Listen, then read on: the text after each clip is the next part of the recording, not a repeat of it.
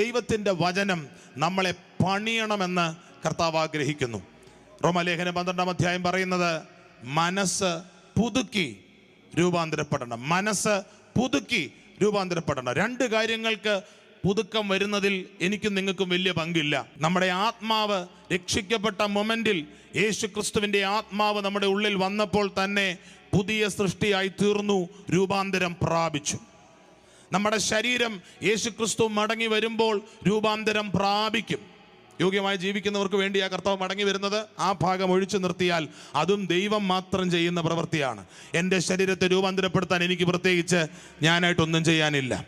എന്നാൽ മനസ്സിനെ രൂപാന്തരപ്പെടുത്തുക എന്നുള്ളത്, ചിന്തകളെ രൂപാന്തരപ്പെടുത്തുക എന്നുള്ളത് എൻ്റെയും നിങ്ങളുടെയും ഉത്തരവാദിത്തമാണെന്നാണ് ബൈബിൾ പറയുന്നത്. മനസ്സ് പുതുക്കിയാൽ രൂപാന്തരം ഉണ്ടാകും.